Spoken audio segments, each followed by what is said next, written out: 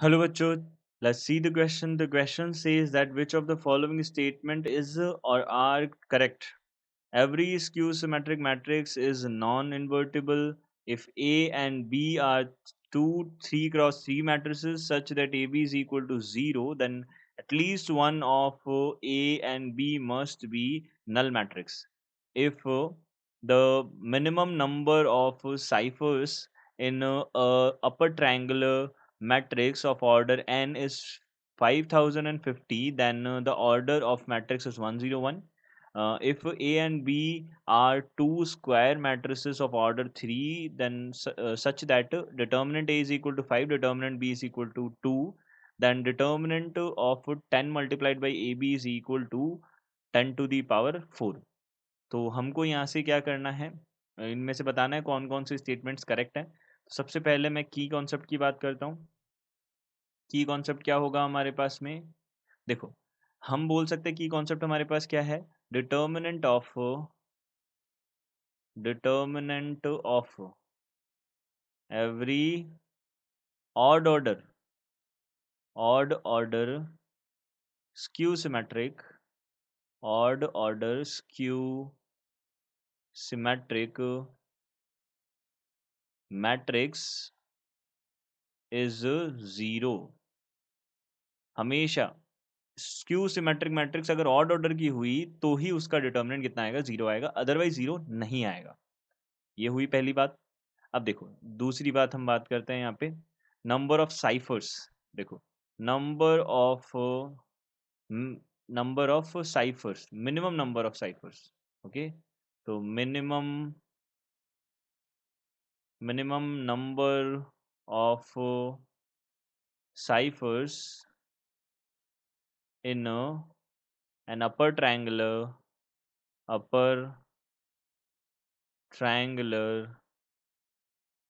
matrix of order n is n minus 1 by 2। ये n minus 1 by 2 होता है, formula होता है इसका ये।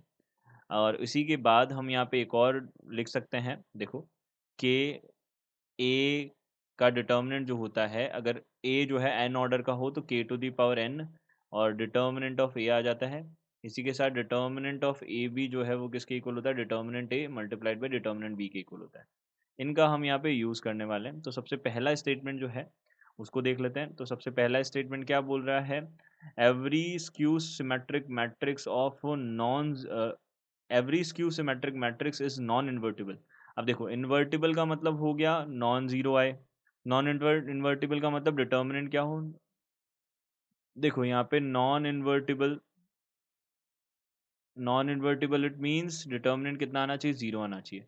हमने एक 2 क्रॉस 2 की मैट्रिक्स ली जो कि स्क्यू सिमेट्रिक है, स्क्यू सिमेट्रिक मैट्रिक्स ले रहा हूँ तो यहाँ पे -2 और यहाँ पे +2 इस टाइप से ले सकता हूँ। इसका डिटर्मिनेंट, इसका जो ट्रांसपोज है वो इसके नेगेटिव के इक्वल आएगा। तो यहाँ पे इसका जो डिटर्मिनेंट बनेगा वो कितना बनेगा, +4 which is not equal to 0। तो यहाँ से हम बोल सकते हैं स्टेटमेंट फर्स्ट जो है ए जो है वो इनकरेक्ट होगा।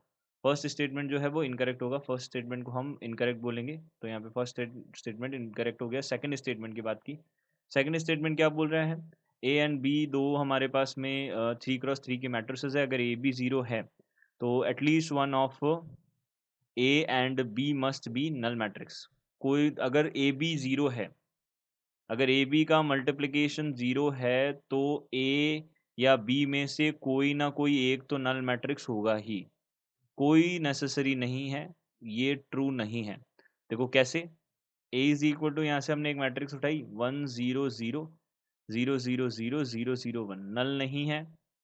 यहाँ से हमने दूसरी मैट्रिक्स बनाई 0 0 1 0 0 0 0 0 0, ये मैट्रिक्स बना दी। यहाँ से इन दोनों का मल्टीप्लिकेशन किया, मल्टीप्लिकेशन करेंगे, यहाँ से हमारे पास इनका मल्टीप्लिकेशन किया, मल्टीप्लिकेशन अगर किया तो कितना बनेगा, देखो यहाँ पे इसका इससे हम करेंगे, रो कॉलम मल्टीप्लिकेशन होता है तो यहाँ 0 बनेगा, फिर इसका भी 0 बनेगा, इसका भी 0 बनेगा, फिर यहाँ से 0 0 0 बनेगा, फिर यहाँ से 0 0 0 बनेगा। दोनों नॉन जीरो है, फिर भी इसका जो मल्टीप्लिकेशन है ए बी वो क्या आ रहा है हमारे पास में, ये हो गया बी। तो ए बी का मल्टीप्लिकेशन क्या आ रहा है, नल आ रहा है, बट ए और बी दोनों ही नल नहीं है। तो यहाँ से हमने बोला कि ये हमारे पास में क्या होगा, इनकरेक्ट स्टेटमेंट होगा, यानी कि जो सेकंड स्टेटमेंट है वो भी क्या है, इनकरेक्ट है। अब थर्ड स्टेटमेंट की बात करते हैं। तो थर्ड स्टेटमेंट हमने देखा साइफर्स जो है, minimum number of cyphers, formula जो होता है थर्ड में क्या है, formula minimum number of cyphers जो है वो क्या होगा, एन एन माइनस वन, यानी कि एन स्क्वायर माइनस एन, इसको हम इस तरीके से लिख सकते हैं, n n minus one by two is equal to 5050 हो जाएगा। तो यहाँ से n n minus one will be equal to, यहाँ से कितना हो जाएगा, यहाँ से हो जाएगा, यहाँ से हो जाएगा हमारे पास में ये हमारे पास बन जाएगा 10,100 हो जाएगा यहाँ से हमारे पास में ये।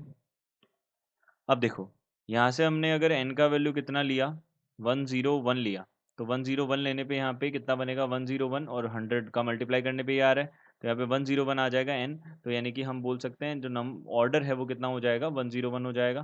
तो यहाँ से थर्ड स्टेटमेंट जो है वो हमारा करेक्ट स्टेटमेंट होगा। अब फोर्थ स्टेटमेंट देख लेते हैं। यहाँ पे ए और बी दो डिटर्मिनेंट्स है जिनका ऑर्डर हमारे पास में कितना है, 3 है। डिटर्मिनेंट ए हमारे पास में कितना है, 5 है। डिटर्मिनेंट ए तो हमारे पास कितना है, 5 है, फोर्थ है ये हमारा।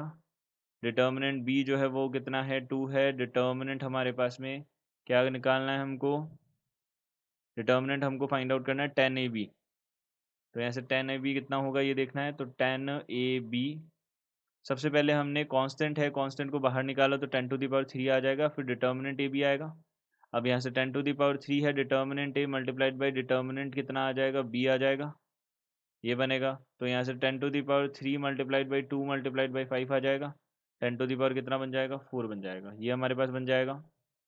ये आ गया, ये इसका वैल्यू हो जाएगा, तो ये भी करेक्ट स्टेटमेंट है। तो फर्स्ट, थर्ड और फोर्थ ही करेक्ट स्टेटमेंट है, यानी कि डी ऑप्शन ही हमारा करेक्ट ऑप्शन होगा। So the correct option is D option. I hope you understood it well. Good luck, thank you.